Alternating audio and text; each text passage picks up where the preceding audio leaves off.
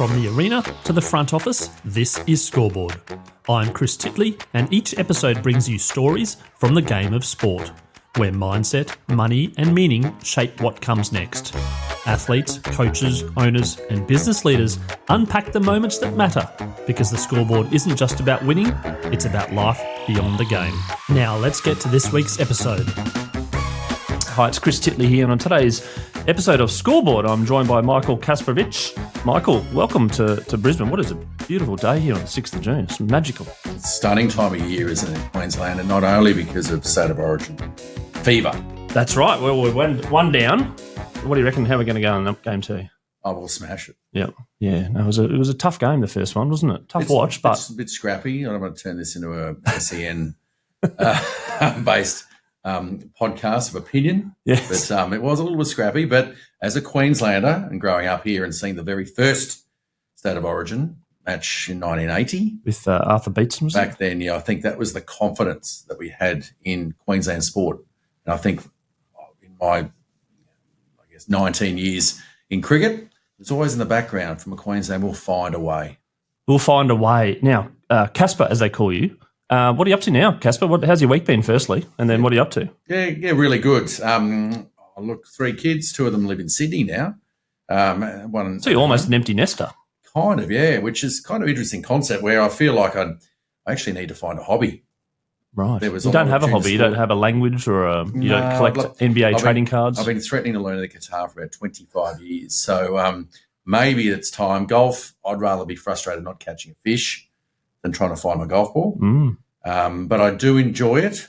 So it's in the background. Maybe it's the walking now that the right knee doesn't work so well to be able to run. But beside all that, I'm actually, I've taken in my journey, I've taken a different paths. I've always loved to challenge, if you like, the paradigm of the journey of a cricketer in so many ways. So at the moment, I'm working a couple of days a week in an advisory capacity for a private equity group.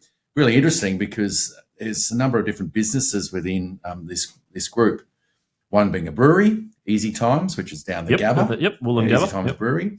The other one is a venture as a film and production company, Nightcap Pictures. There's a property development and project they're actually doing in the back of Mackay, West Mackay, that's going to be coming up soon. So there's different parts of the business, and each of them they've sort of, the owners wants me involved and helping, like I said, in an advisory capacity. So the principles that you learnt from sport, very applicable to business, you believe? Unreal. And that was the reason why post cricket I wanted to get into business because of all these lessons of obviously great leaders from hanging out, having a beer with Alan Border, Steve Waugh, Ricky Ponting, Adam Gilchrist as well. But all those players, seeing them perform, prepare, also teamwork, your communication. And I just sort of saw that and that experience. So I thought I really want to get away and kind of be awesome at something else.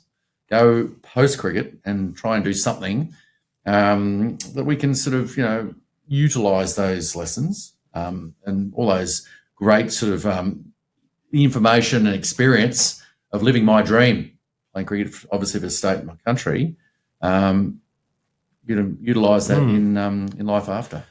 Going back to that dream as a kid, wanting to play for Queensland, wanting to play for Australia, when did that come about? When did you first pick up a ball and the interest in cricket? I reckon I was in year 3. So I was 8 years old. Year 3 started in the summer, February birthday. So all of a sudden the teacher came round and said, who wants to play cricket in our juniors team?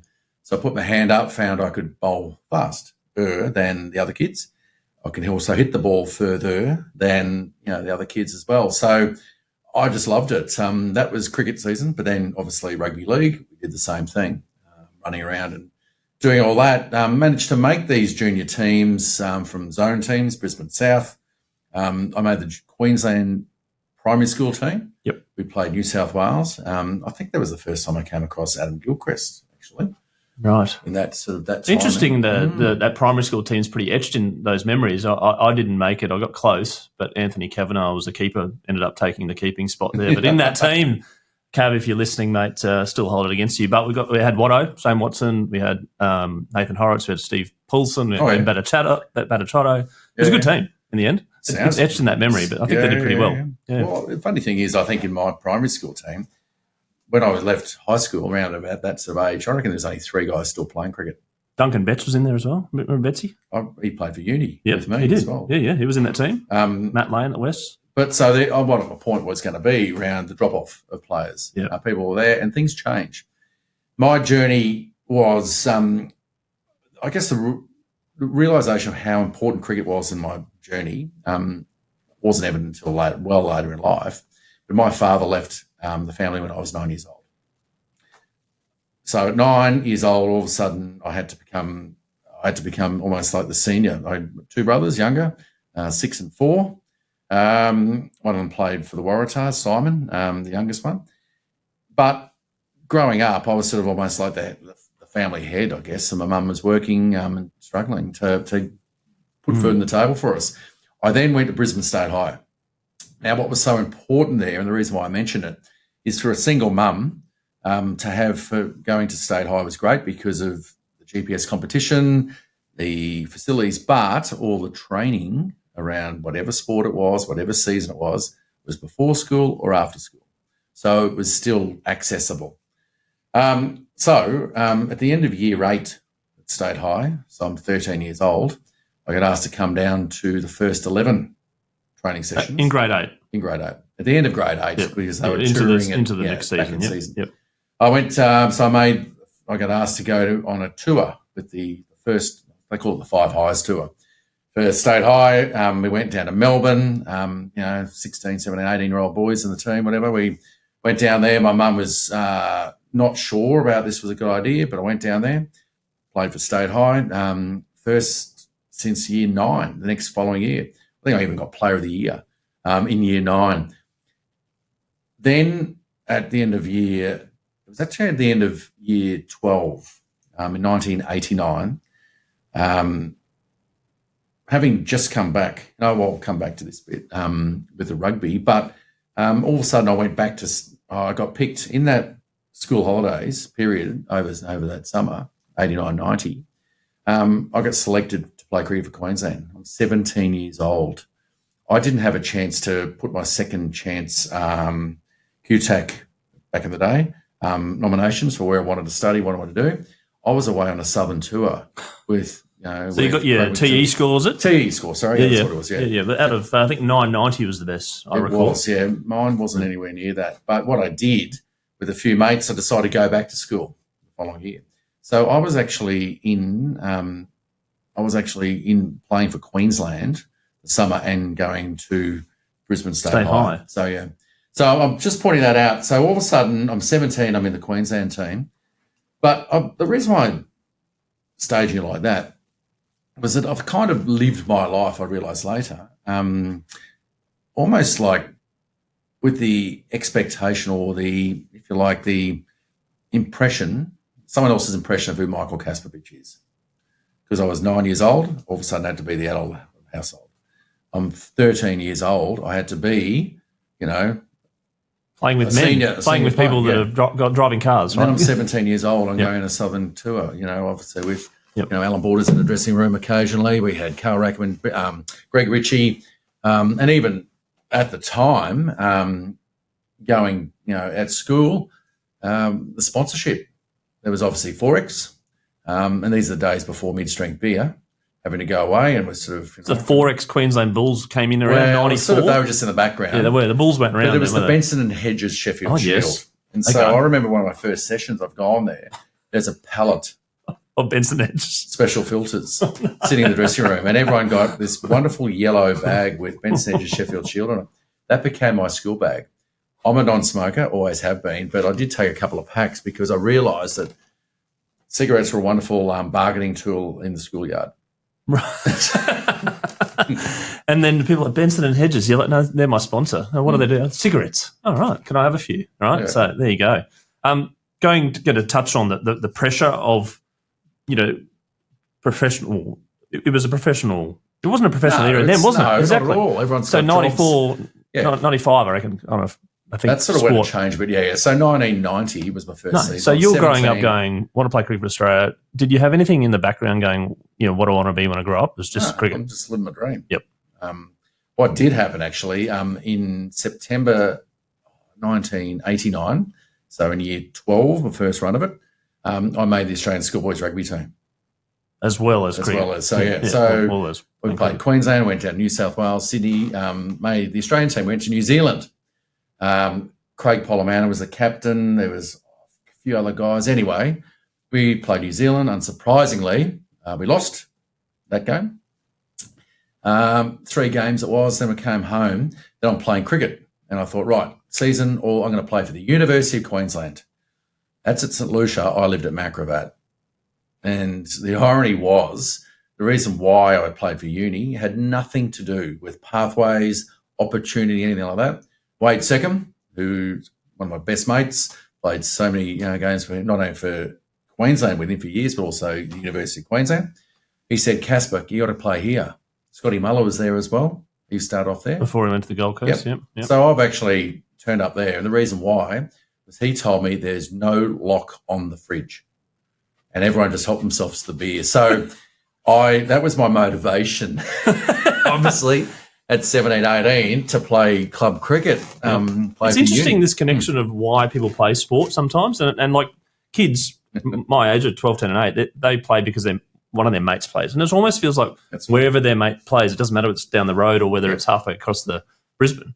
It's like, well, the reason I'm playing is because I want to play with my mates. You want fun. Yeah. And that is the key. It's nothing to do with the setup or the grounds or the facilities or the coaching. It's like, no, I'm just playing with my mate. And I want to play basketball with my mate or wherever. I'll give you an example of that. There's my son, Ed, who is 18, finished last year from Nudgee after a couple of years in the rugby program, successful, made the Queensland team every year for cricket. 6'8" he is. He's a fast bowler and pretty good. But the rugby's taken off. He couldn't play with his back last year. He's down at Waratahs with their academy program. But back in the day, it's quite funny because you'd get parents come up to him and say, "Oh, great. Hey, mate, it must be awesome having your dad as your coach." And he said, they used to say, "What's the best thing? What's the secret?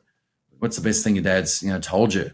And he'd look at him sort of blankly and say, "My dad just says go and have fun." And you know what? That is the secret. If you're having fun, you don't know where this will take you. The other angle, corny line I throw in there is that people would say, I can see where he gets it from. Obviously he's old man and all that sort of stuff. And the throwaway line I'd throw in there next was that, he's actually got all the tools. They'd say, why is that? I said, because he gets his aggression from his mother. There you go. A package, an all-in-one package. I'm just going to touch on that kids, parent, sport thing at the moment because going through that now as a parent, and we've talked about it in a number of different podcasts around the parental behaviour, the parental guidance, I suppose, and you've mentioned there just to have fun. When your son, Ed, for instance, had some bad days and good days, how did you cope with it? I loved it. I loved watching the kids play. And I think that's the key, even that line. So I actually did a session at East Redlands a few years ago now, and Queensland Cricket helped. And I said, look, can I just do a session with the parents? And I framed it thinking that Queensland Cricket had taken on, but they never did. So I'm not going door knocking and trying to, got no time to do it. Yep. But the theme I used was the ride home. And the reason why boys, especially at age 14, 15, stop playing, it's because of the ride home, the debrief they get about their performance. And they're only trying to help, I know, as parents, trying to help these kids to get better. But the ride home, all of a sudden, they're not enjoying it. They're not having fun. And so the angle I took was talking about that. My single mum was great because you'd come home, she'd drop you off and pick you up and how'd you go today? And she had no idea about the game of cricket or football, whatever it was. And just say, oh, look, it was, good. Yeah, not bad. I scored 100, got, 5 wickets, double hat trick. Oh, that's nice, darling. Did you have fun? How'd you go? Did you have fun? And every time, absolutely. So that in the background, there was no pressure at all. Now, that was my experience. But what I love telling parents is that when you think about the best players, so playing for Queensland, you're playing every game, 10 Shield games. If you have 4 great days a season, that constitutes an incredible year. That's an outstanding season. And when you think about it, if you score 400s in a season or take 4 fifers, you've blitzed it. We fail. The best players fail. We're constantly failing.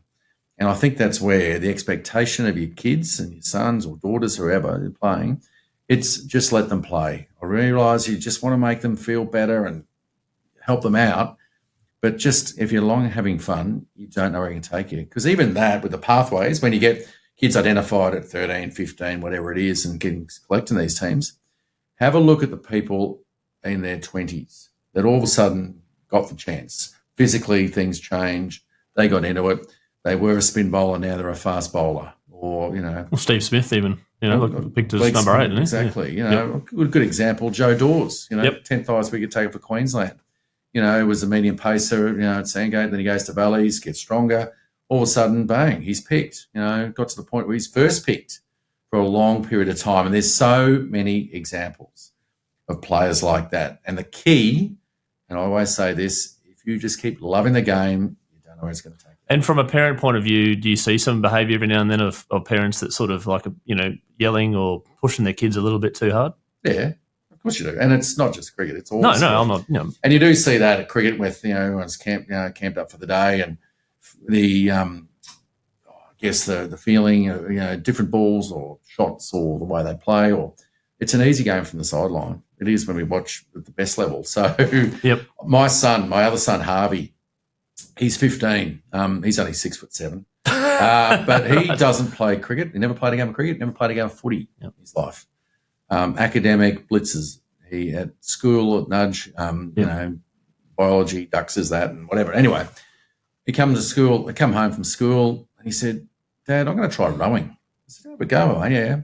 I was just at the Australian Rowing Nationals earlier this year. He's blitzing in that. But the best part, he plays in the 10D soccer team. Football, sorry. Yep. Soccer team for Nudgee. And it is the best sport to watch. Reason being, these kids, they're not useless, but they're standing around laughing the whole time at their air swings, at bang. And at training as well. They still train all that. No, as in like they're laughing at training as well, right? Having a fun time at training. It's not like, high pressure training as well as high pressure games. The second best part about going at 1 o'clock tomorrow, I think we play Churchy. He's got the game there, 10Ds. Is the second best part about it. All the parents watching, not one parent dreams of their kid playing English Premier League football. We're just broken the circuit. Happy watching the boys have fun. And you're outdoors and you're in a team and all these lessons that you'll talk about in a second about sport translates to life, not just business, but life. Absolutely. Yep. And so let's go through you played for Queensland, you debuted for Queensland, you moved up into the ranks, you get the call up to play your first test. How did, at that time, what were you feeling? Were you shitting yourself? No, not all. And not because a couple of years earlier, I'd actually taken 50 wickets for Queensland. So 91-92 season, I think I was the youngest to take 50 wickets, more than 50 wickets in a Sheffield Shield season. So I was confident that, and ultimately when I first played for Queensland, Ian Healy had come back for a training session amongst the Australian games. I went to Heels because I was nervous about playing this first game. And he said to me, he was my coach for Brisbane South, under 15 team, rep team, school team at the time. So I knew him, he was my coach.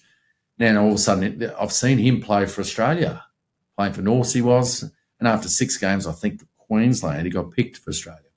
But his words were perfect because I said, look, I am nervous about this. I don't deserve it. And I didn't because I was purely picked on potential. He looked at me, he said, Kaspa, break this down really simply. It's the best 11 club cricketers from Brisbane against the best 10 or 11, I don't know why the 10 come in, the best 11 cricketers, club cricketers from Western Australia. That's all this is. That's what Shield cricket is. And when you take it up to the next level, when you talk about national, it's the best 12, including the 12th man, of course, cricketers from state cricket from Australia, And when you're dominating state cricket, which we were. And 50 wickets for that season. Yeah. So it just sort of breaks it down, simplifies it, I suppose. So did you get nervous? Are you a nervous person? Oh, really? When I say nervous, yeah, you are. There's sort of butterflies. I guess there's an anticipation to it, but I wouldn't call it shitting yourself or anything like that, no. And confidence. You sound like you're very confident. You've always been confident or not? Yeah. I'd like to say I'm very competitive. Okay, yep. It's the other side of it. And that's come from where? It's inbuilt. I think. You just don't, not so much not like to lose, but one of the things I'd love to do is actually surprise people.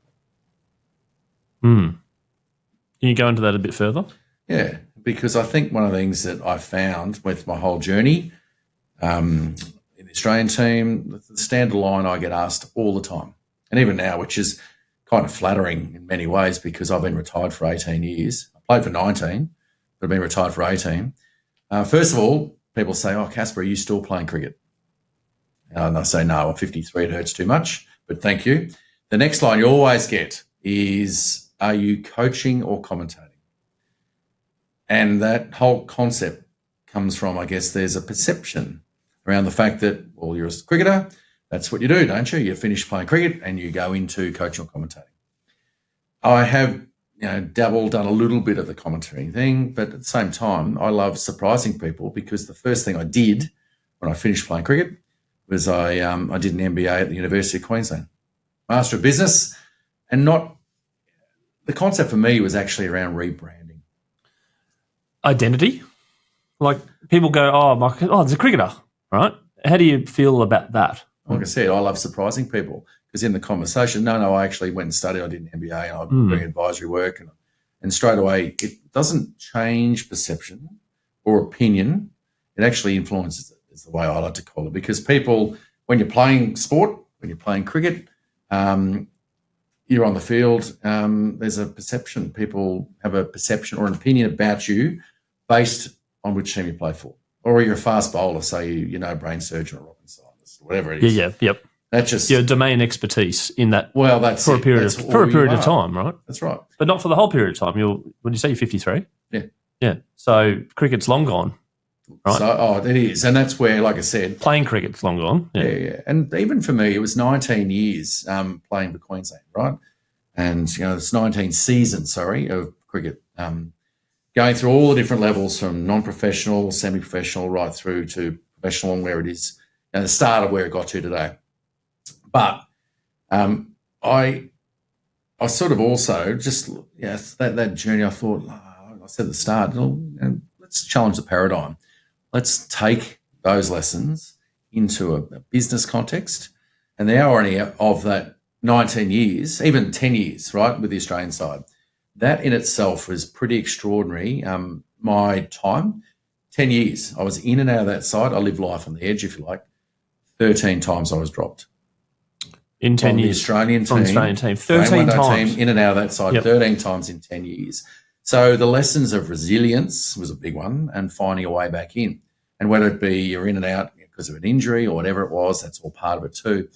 So you often get asked about, why'd you keep going back? And it's like, well, why wouldn't you? And I think that's why you get competitive not only externally but internally. It's, get injured, bang, I'm going to come back, or get dropped, I'm going to surprise you. I'm going to find a way back in. And if you like, even internally rebranding myself for the selectors. You talked about fun before as a kid and playing sport. When you got to the highest level, were you having fun still? A really good example was when I first played, my first test match. At the Gabba? At the Gabba against the West Indies. Yep. Good team, the Windies, back then. Excellent team. It was one of those things. But I didn't get a wicket. Yep. Didn't get a wicket. The second test match, playing Sydney, didn't get a wicket. First innings, Mark Taylor didn't bowl me in the second innings. He opened with Mark Waugh, second innings. Highlight was I hooked Courtney Walsh for 6, though. But out of that, I got dropped from the Australian cricket team, right? So in for 2, out, gone, see you later. Andy Bickle, my best mate from cricket. Yep. He got picked. He replaced me, right? And it was one of those things, the very next game we're playing down in South Australia, Adelaide Oval, which is not exactly the bowler-friendly. Yep, fast bowler mecca heaven. Yeah. And I remember this conscious thought that I had. We were going down there and you've sort of found, it was a couple of games later. The next game was New South Wales at the Gabba, and I found myself trying too hard and feeling unlucky because all of a sudden, the nick that didn't carry or the LBW didn't go my way or something just didn't happen. You don't live life feeling unlucky, and that's ultimately the only team or people that talk about being unlucky. Everyone's only refer to being luck happens to be the loser because they're unlucky. And they're blaming something. Of course they are. And so I presence of mind go, right, well, that's not me. I can't do that. So we're playing South Australia at Adelaide Oval, and I stopped and I thought, what was I doing before I played for Australia? And physically, how was my mind? What was I thinking about? And the word fun came flying in there. And it was about that. It was about, that's right. I was actually had a song in my mind, head bang, having fun off the field, on the field, having a laugh or having a joke, and taking that pressure away. So I went into that game and did exactly that. Got 5 wickets. You brought it back to your roots. You brought it back to why you play the game. And that, to me, was one of those great lessons that I've taken into life after. Do you feel like you're having fun still in life? And in a business sense, I try to incorporate that. Not taking it too seriously. You're a serious person, or you can? No, definitely. Yep. I can be, but at times I think in a business context, you do got to, obviously head down and all the rest of it when important. But the interesting thing is, in a business sense, you don't necessarily the team, the people you're with. It's a very different environment from a sporting team. Granted, you've all in one direction. There's a trophy or a title you're chasing, and everyone's, all these different skills, bang, we're going that direction. But I've found in a business sense, we're talking 18 years, lots of different experiences, I've always found business as an individual sport. Yeah, right. And in that, not necessarily that we're all going one direction, but it's quite, at the end of the day, it's not necessary for anyone to share their toys. So the motives are different, you think, in business? Yeah. And there's a bit of selfishness, I wouldn't say selfishness, maybe lack of transparency about what the motives are in business. Maybe people are like, well, no, I want to make $1 million or something. The difference is could be monetary, could be something else. Whereas as a team, maybe there's a World Cup coming up, so that would be, a highlight, and you're all in that together. Oh, well, some of the most narcissistic people I've ever met were actually not in the Australian cricket dressing room, but actually in a business context. And you talked about the 4 good games a season. How do you translate that to a business year? Well, it comes down to expectation again. Now, obviously, if you've a listed company, you've got shareholders. You've got a half-yearly, full-year result, etc. If you're unprofitable quarterly. Yep. Absolutely. Yep. And one of the things I found on my time, on my 8.5 years on the board of Cricket Australia, so as a director of Australian cricket, was that my concept of the shareholder, and what I don't think really was understood with cricket, and sport doesn't understand this. When you've got a shareholder, the difference between a stakeholder and a shareholder. Stakeholders invest money, right? Easy. Their dividend is financial back. They're happy. Give them a report, as you say, they're happy. A stakeholder has invested time and emotion. Now, whether they're volunteering, and pretty much that's where it comes from. What you find is that understanding the dividend, what they're actually expecting, how you actually tangibly what is define it. And they don't, and no one sort of does it. But one of the things I like to think I did harness it was I was listening because they want to be heard. And that is exactly the dividend they want. Because that time and investment emotionally into the sport, they just want to be heard. And I found, it was quite funny at the Gabba, not that in my board capacity I was going around, swanning around and red wine stained teeth, and which is how I used to always, as a player, that's generally how we come across the board directors of Cricket Australia. The only time you'd see me in a wedding dressing room, and like I said, red wine stained teeth. Not my style. And the Gabba test match, though, I was always representing. I'd be at the Gabba. I had a guy come to me once and say, Kaspa must be awesome being on the board. I said, why is that? They said, because you got the best seat in the house, there's the food, there's wine, you're entertaining. It's You're great. behind the glass watching cricket. I said, yeah. Not a 90% humidity. I said, you know how every job has a shit factor? He said, yeah. I said, what do you reckon the shit factor being on the board of Cricket Australia is? I said, you have to listen to everyone tell you what's wrong with Australian cricket. And for me, that's what came through loud and clear. And I was always available, always listening to people. Not that I could actually do anything. That's not our job as board members. That's management, CEO and management to implement strategy. But we just look at risk, I suppose, when you're on a board. And so that for me was sort of, I guess, the other thing is sort of understanding, that's where my journey's taken me. Christine Finnegan, who's the CEO of the Jack Jumpers basketball team I interviewed recently, she said feedback is a gift to her. And I thought that's an interesting way of putting it. How did you deal with feedback being dropped 13 times? Well, our performance is so visible.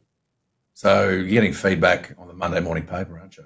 Yeah. Or from and nowadays you're getting a lot more feedback from blogs and social media, right, than your day. But certainly it's probably pronounced more now. Well, I think it's the opportunity. But did you know a couple of times you reckon you were going to get dropped? Yeah. Yeah. Because you know your spot, you know that you're in. And even if you took 100, you got 5 for whatever, you dominated. Glenn McGrath was coming back. And that's, your piece, where you fit. In a team as well. Absolutely. As opposed to business, maybe you said individually, right? Yeah. And I think that's where even the role, I guess, of 12th man. I did a lot of tours with the Australian side. Did I get on the park all the time? No. Was I around? Was I a good present 12th man? But I think that helps not just being frustrated about not playing, but actually helping each other, helping guys get ready or being around. And I guess I'd like to think that we left a good impression with other players and talk about being, not a team man, and I suppose is the branding, but you're actually around supporting. And so, at the end of the day, selecting 2 different players, they're going to pick someone that's going to fit the environment. I've seen a little bit of an example of that in lower grade cricket where someone gets out for a duck as a batter and that's like, the game's done. That's it. Yeah. But they're in the field. They can do something in the game to change the game. It's not necessarily their core. Like if you get taken off bowling and you're down, you're getting belted, the body language is down a little bit. But there's one moment in the game that can change entirely because of you. And you need to keep your head up and keep being part of that team and keep being present. Yeah, and even the Brisbane Lions, I think that when Oscar McInerney got injured and the Darcy Fort came in the grand final and played a ripper of a game and they won the title. And, Oscar was around that grand final. It was like not lamenting that he was injured. He was there present the whole day. Yep. And you did a lot of that. And you're known for that as well, being a team person and a team player. How do you take that into business now? Oh, you know that, and maybe that's the thing. I haven't spent 20 years in management positions. Or I'm not an engineer, I'm not a lawyer, I'm not an accountant. I did get a distinction in accounting, actually. You got an MBA. Yeah, but I did but that means nothing. That's just a ticket to play. Maybe drive in business, that's all it is. It's kind of not regarded that high in Australia. India, mate, it's gold. But one of the things I found was that, and maybe that's the frustration I've had, is you spend 20 years playing cricket professionally and all those experiences. You go get an MBA, which I like to see rounds it off, probably. But there's been roles I've gone to and been told straight, we can't compare you with other candidates for this role because they've got 20 years management experience. Right. And it's not as linear, my journey. And that's where for me, consulting, even the term an entrepreneur, like to think differently, not just a Myers-Briggs, but your personality style or where it fits into. And so a bit like your own performance as a cricketer, your strengths, weaknesses, where it all fits. And rejection and resilience is part of that now. So that particular job offer potentially was like, oh, okay. You obviously took it on board. You went, okay, well, there's better fish out there. There's another job out there for me, etc. Yeah, well, I had a contract for 2 years working for a company called IntelliHub, huge, big private equity. They do smart meters in homes, 25,000 a month. Last 2 years, with a side project, was brought in just to head up this side project, to which I did. Got to a stage all set to go, and then they didn't renew my contract. No, thanks. We're going to just take it down to Melbourne now and run it there. Right. And it's one of those things that, having been dropped, as I said many times, and look, ultimately there's decision makers and you can know how it works, and that's fine. But taking lessons from that experience into what I'm doing now, from the whole journey, I think that's the where for me. It's important to just that's where I'm in a real good spot right now. Yep. Not sitting back kicking cans, going, oh look, bloody, it's ridiculous. So I'm unlucky. Well, exactly. And let's talk about the business of sport at the moment. You talked about the PE group. You talked a little bit about India just then, where sport and cricket is huge. John Buchanan talked about a program he's setting up in India about sport, etc. We're seeing private equity enter sport in the UK in the 100. Yes. We've got Cricket Australia here, where you've probably got private equity knocking on the door of every Big Bash team saying, how can we get a piece of this gold mine that Cricket Australia's held on for so long, which you're part of. Recently, the Brisbane-based private equity group acquired the Jack Jumpers. Yes. How are you positioning, and what are you thinking about the business of sport now, where, when you started playing for Queensland, none of that? No, it wasn't, but that was my goal entirely. And I think my skills, as I said before, from a player to board and with Australian Institute of Company Directors graduate behind it as well, so understand the governance of it. I was the CEO of Queensland Cricket in an interim 6-month period as well. I have actually done commentary and represented every stakeholder group essentially. So I have seen it from every lens around how sport works, been involved, connections. I was on the Australia-India Council for Department of Foreign Affairs and Trade for 6 years with 6 people handpicked to help out. So I've got a lot of access, understanding also around how India works. So I'd love to combine all my skills in that advisory capacity, but also in a fundraising. Yep. Also, because it's going to be something really awesome coming up in sport. We've just seen, I guess, out of that, you said the 100 over in England. Yep. They've just made £500 million, so $1 billion Australian dollars, selling 49% of these 8 franchise teams that they to either private equity, high net worth, etc. Groups. Yeah. And in particular, and this is where we know some of those people, they're IPL teams or they're private equity from the US that have actually invested and own their own teams in the US, the Major League Cricket over in the US, which it started out. I think one of the Microsoft founders involved in Seattle. Yes, one of the franchises there. Satya Nadella, yep. Along with his mate, I think. Founder, CEO, sorry. Yeah. Your CEO, who also is his mate, who I think Adobe CEO, and all his Indian mates, but, as a passion project. And so they bought into the London spirit. And so straight away you're looking at Australia, and that's even before talk about Saudi Arabia, right? The Saudi interest. Yeah, which has gone to the EPL, the Premier League early, all that sort of stuff. And so it's a really great time. And even someone said to me, but not in Australia, there's no investment in sport. What are you going to do? You can't buy the Melbourne Demons, for instance, Well, I realised that, and Altor Capital, and having had a couple of conversations with them as well, with what they do. They bought the Tasmanian Jack Jumpers, as you said. But even what I love around examples I use for the business of sport. Wrexham. Welcome to Wrexham. And the content as well. Content. So the Formula One. I love that is they bought it for $4 million. That was Ryan Reynolds and his mate as well. Which no one can remember. That's right. Yep. Sorry, not no one, but a lot of people can't remember. Yeah, Ryan Reynolds. It's like the U2. Like, Bono. What's the bass player's name? Kind of like that. Anyway, but they bought that for $4 million. Then someone mentioned that it could be worth 400 now.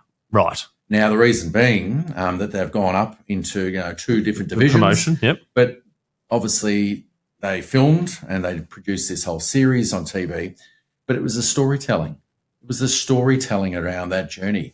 That's the business of sport right now. And we've seen plenty of documentaries. I even spoke with Al Graham from Suncorp recently with our Bulls Masters. We're up in far north Queensland. I'll come back to that later perhaps. But we But I spoke to him. I said, mate, why didn't you go for Wrexham? They're coming out to Australia. 2 games here, 1 in Wellington. He said, oh, look, I don't think that really it's going to, fill a stadium with that. That's his job. The other side of it is that you want to actually get sell Brisbane to the audience that are going to be watching that show, like they're going to be coming here in 2032. Yes. Yep. And that is the business of sport. Tourism, the benefits for the TV show, for their coming here. Sure, it's a game, it's a novelty match, but when you think about the extended value that actually brings, it's pretty exciting. I did a breakfast panel the other day about what was mentioned was Magic Round and Gather Round in the AFL, which is a concept 10 years ago didn't exist. But then the Queensland stakeholders bid for that, and then now there's apparently Gold Coast bidding for it, and there's other people bidding to saying we want the Magic Round. And Adelaide's done a wonderful job with Gather Round in the AFL, but it's not about the footy as well. It's about the tourism, it's about the hospitality, it's about everything in the city as uplifts. It goes nuts, doesn't it? I think when you see everyone come in different team jerseys and groups of blokes. So they might do the Friday night game, but then the race is Saturday. Yep. And I think, isn't there... There's conferences on now with the Magic Round. Absolutely. At the RNA and all that sort of stuff. Conveniently timed, of course. But I think that's the reason why. And I think tourism is one thing too. If you're going to go to India, and everyone says to me, oh, Kaspa, I'd love to go in India, see India. And no one knows where to go, what to do, but if you're going there to watch sport, if you're going to watch an Australian Test series or watch something like that, and I think that's the beauty of sport does. It gives you not so much a reason, but it's a vehicle to go there and then experience everything around it. When it comes to sport, you watching now, cricket, where do you sit? You've got the 2020 game, you've got the Test game, you've got the one-day game, you've got Sheffield Shield, different combinations when you were growing up. Where do you see the future of cricket in line with the business of sport? I think it's confusing for a lot of people. And even, someone mentioned it's about, I think next weekend is the World Test Championships. Yes, in Lords. Sorry, I don't know. South Africa. South Africa. Okay, I didn't know who they were playing any of the Australians over there. Yeah, and it's like, oh, was it? And they said, oh, you're not going over? It's like, no. Well, I'm not. There's no junket to jump on for a start. So, and it's confusing about who or what and everything else. I think that's where these 2020 tournaments, like our Big Bash, set in stone. December, January, school holidays, bang. Tuesday night, Wednesday night, Thursday night, Friday night, Saturday night, Sunday night. Yep. Summer. It's relaxed. People are relaxed. They turn the TV on. Yeah. There's no school. There's no homework. No. And even I think international schedule is blocked off for the IPL because it has to be that. But what you're finding is that the Pakistan League started at the same time as the IPL. You got the Major League Cricket going to be starting. The calendar shuffling, hey? Well, there's lots of that. But I think maybe cricket will get to a stage where it ends up being a bit like international football, soccer, where there's all these tournaments, English Premier League, all that, but then there will be World Cups or competitions where your national teams come together. Now, the Australian cricket team, I think, there's an Australian team playing somewhere around the world pretty much all year. And I was speaking with Brendan Wild, actually, who is there for Cricket Australia. Wildy is actually head of, what's the term, maybe all the grounds. So around every stadium. So right through the Australian season, you've got every stadium from Perth, Optus to MCG. He's the boss of every ground. He was saying that 7 weeks is what we've got off. He's had off all year. Because this summer we've got one T20 matches, I think, and one-day internationals against South Africa in Cairns and Mackay. We've also got Darwin, I think, gets a T20 match up there. And you've got India coming out for T20s before the season starts. And when I say the season, we're talking about the Ashes. And the most exciting part about that is the fact that days 1, 2, and 3 at the Gabba are sold out right now. And that just shows you the interest there. I know the MCG, I think they're doing the same. Well, they got the 220,000 on the pre-sale that day. There you go. And that gives you a good example of the importance and the value of Test cricket. It's still number one. It is absolute number one. And it's got to stay that way. Fantastic. The India series last year was magical as well, and sort of re-injuvenated with Sam Constance, a little bit of entertainment and theatre as well, chucked in there. But, Test cricket, versus 2020. How did you position your son to play cricket? Like go out and belt the hell out of it, or just do the front, block 100 balls? Where's the thinking now from maybe an 18-year-old? We didn't have that conversation in the car, the drive home. Not the 15 minutes no, after. No, it wasn't. No. I think it's just, look, when you're seeing kids playing reverse sweeps and all the rest of it, go for it, do it, enjoy it. They're seeing it on TV, seeing the best players do it and master it. I think that's the other side of it. The benefit is, where this is going to take us in the future. The skills are going to be even better than they are today. More versatile in regards to the testing and the actual shots involved, But even John Buchanan, I think back in the day, he was sort of trying to get players to learn to throw left and right-handed. Yes, you mentioned that about becoming a versatile 2020 player as a person that can bowl left and bowl right. I mean, AFL, kick left, kick right. Well, we've seen that I think in the IPL there was a county cricket guy switched as well. Is it? Yeah. He might play in the IPL as well. There was I think it was Sri Lankan guy, spinner, was coming in bowling left and right arm. You do obviously have to tell the umpire. Yep.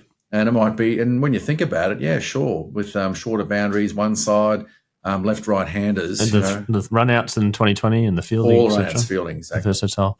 Michael, I ask my guests this around sport, is their favourite all-time sporting moment? I'm curious to know what yours is, whether it's involved you or whether it didn't involve you, or both. Oh, look, one of the things I get asked is, do you miss the game? And in a roundabout way, I said, no. I tell you, the things I miss, not necessarily, I miss competing. As you get older, it doesn't work as well. But you miss the dressing room.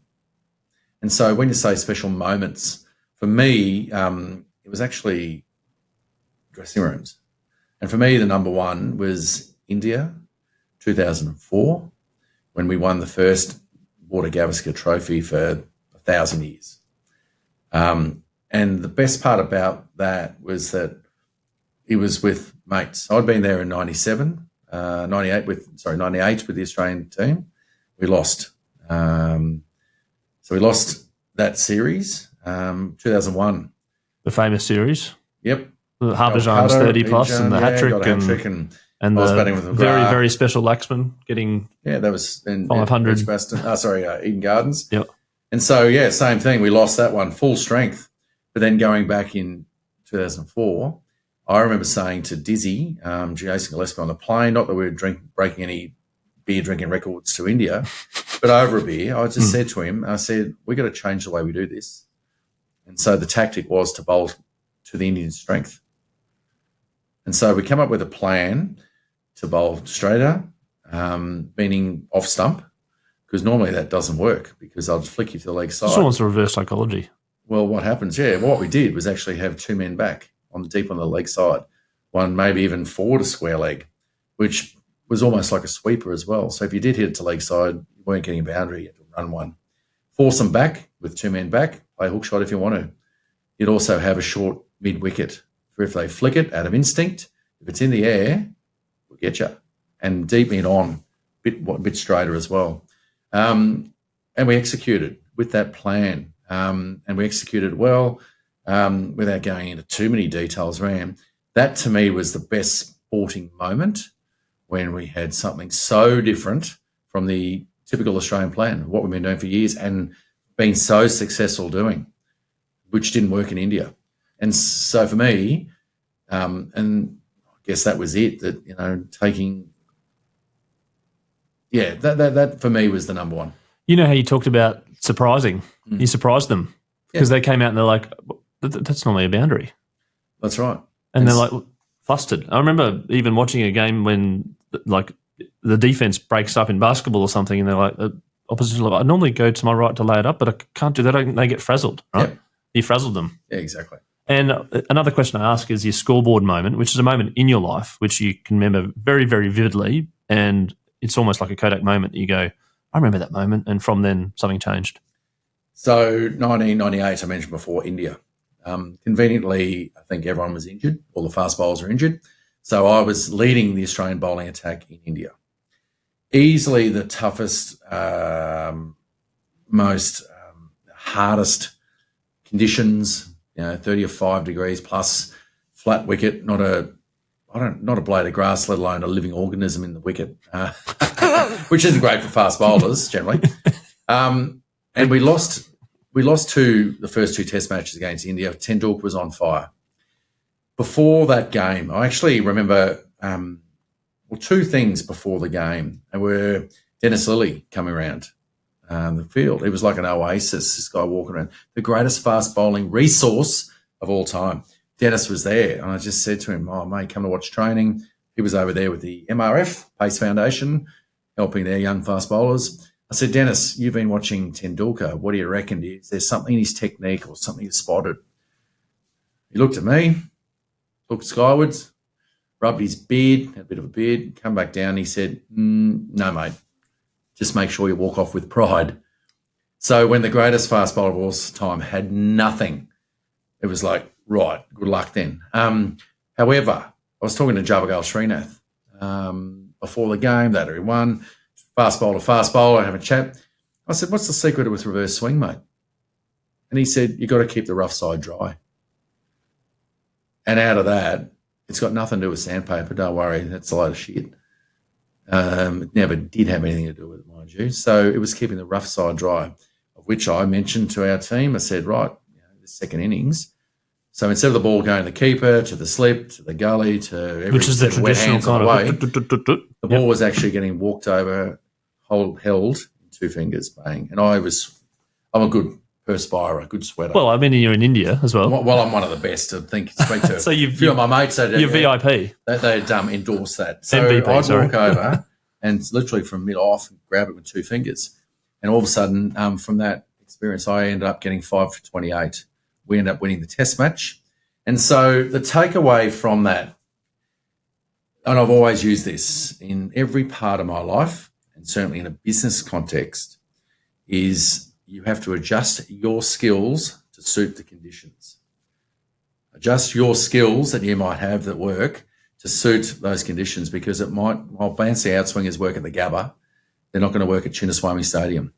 And find a way, and that's where for me, as a theme, I think, obviously from the cricket side of things, I'd love to take that into everything we do these days. So you've got your controllables, your skill set, your mindset, everything to go, but then you've got the external factors, the weather, the ground, the crowd, everything you need to adjust and adapt and move and think quickly. And I think cricket more than any other sport, really, we've got all these external influences on my performance that I have no control over. So you've got, as you said, the weather. I've got a pitch. I've even got an umpire determining how successful I am.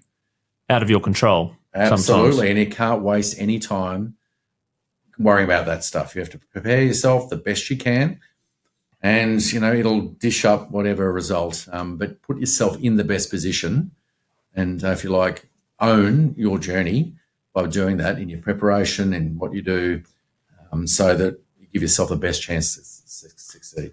Cass, we're going to finish on a couple of fun things.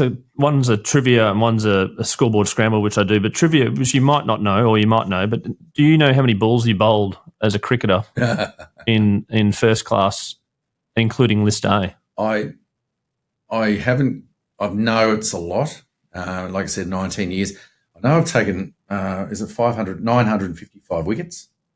In first, I don't have that stat, but I know it's over 500 for Queensland, which still is the record. It's 900, yeah, it is. I don't think anyone's close, by the way. Not with bowling workloads these days. You think you'll be forever? Well, there's no way with the bowling workloads these days. I think Nice is in the 200s, I think, currently. But even with sports science, the way they've come in and controlled it. Anyway. It's a bit like the 1,000 goals with Tony Lockett. Maybe I should be endorsing sports science. Thank you so much. There you go. We're looking for a sponsor. We're looking for a sponsor as well, so don't worry. I'm not sure what sports science really is. Anyway, look, I'm going to say, if you're saying 4-day cricket, yep. 1-day cricket. And including, it's going to be over 50,000. Can I throw some 2020s in as well? You bowled 42 balls in 2020 internationals. Internationals, yeah. Including the very first one, which was kind of a gimmick. Well, I got four for 20 odd. When they had the bigs and all this stuff. All the retro gear. It was the very first time. It was a bit of fun. And what was the most disappointing thing out of that is I didn't get man of the match. 4 wickets for 20 odd. One of the batters get it, did they? Yeah, Ricky Ponting. Right. Really? 80, 90? So what, 80 versus a 4 for 2020? Come on. You reckon the 5 for 100 thing's Similar? Yeah, it's similar. It's always has been as a Has anyone ever thought about the data behind that? Is it just kind of put it this way, data Glenn scientists. McGrath suggested when we walk off, if you've taken a fifer, get the ball in your hand and walk off holding the ball in the air. Salute the crowd. So we do that. Every bowler does that now. You get a fifer in a test, you salute the crowd at the end when you're walking off. Were you in the era where the 50 became the reverse bat thing? Because that's a thing now. Really? Where they raise the bat reversely now because it's halfway to 100. Have you seen that in Test cricket? No, they're the most stunning. And when someone gets a 50 now, you notice them on Test cricket. You watch it; they'll put the other side of the bat up as to the crowd to the 50. Is that another chance? And then when they get 100, well, maybe. But then they get 100, they do the real. Really? Yeah. Oh, okay. Well, maybe it's I've never noticed it. The one that does stand out was when Jason Gillespie scored his 50 at the Gabba. And all of a sudden he started riding it like a horse. Was it Adam Sandler movie, wasn't it? That was it. Yeah. Was it Happy Gilmore? It was the Happy Gilmore celebration. Well, I'll go through the answer. So right. this is okay, I'm going to take a rough guess. Yep. 75,000. Oh, you're a bit over there, according to ChatGPT. Mm-hmm. It's given me all my questions for my interview. By the way, I don't. Sure. Yeah, it's none in my head, of course. This is what it says: 7,140 test balls, 2,225 one-day international balls, T20 international, 42, 7 overs. First class overall, this is a fun one, 49,377. Yeah, that's List A, 11,037. Yeah, well, the 60. You played a lot of lists. That's all the one day. Not quite 70. Yeah. And 2020 overall, which is maybe for T20 for your state, maybe? Queensland, yeah. 252. Okay. 40 odd overs. Would have been about 10 games or something. So season. 62,073. There you go. Which comes to, I thought, if you look at the whole numbers, you've exceeded 10,000 overs. The other thing that you never be able to find in a statistic is how many balls I bowled in training. Well, that's on the ground. That? Yep. Yeah. So 100,000. If there's 100,000 balls at a 20-metre run-up. Call it 20,000 overs then. That's the 120,000. Make it a round number. Why not? Yeah, I know. So there you go, 20,000 overs. Well, think about the distance we run. Mm. I think no wonder my right knee's squealing, even sitting here now. And the other question I ask is the scoreboard scramble, which generally combines. It's a word you have to spell backwards, but because I've been doing a few podcasts and I kind of combine the podcast, but let's just not combine the podcasts today because I've got a good one for you. Mm. And you need to. I'll give you 20 seconds to do it. And it's a bit close to home. You're going to have to spell. Now you're going to have to help me pronounce your last name again. Kasprowicz. Kasprowicz. I've got it. You're going to have to spell Kasprowicz backwards in 20 seconds. Your time starts now. ZCIWORPSAK. Correct. Hey, ZCIWORPSAK. And why don't you keep going with your middle name and your first name? TTOCSLEAHCIM.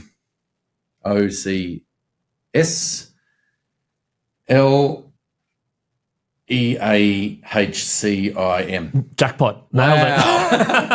That's extraordinary because generally I can't remember a phone number. Right. My wife. Do you know your phone number? Yeah, I think my wife's actually diagnosed me ADHD. Mm. Yeah, wife diagnosed, I think, as most of us are, most males are. So I'm going to say it quickly for people. ZCIWORPSAKTTOCSLEAHCIM. I tell you what, it'd be maximum points in the game of Scrabble, wouldn't it? It would be maximum points, especially the Z, because the Z would throw in there. Oh, there you go. We should call it the Scoreboard Scrabble. Yeah. But Michael Kasprowicz, thank you so much for coming on Scoreboard, the podcast today, to share your journey, some insights into around what sport was like for you, what life has been like for you, what business is like for you, and intertwining all of them together. Wish you well in the progress with this private equity group that you're working for and other ventures that you get yourself into over time, and looking forward to catching up again. Thanks, Chris. Thank you.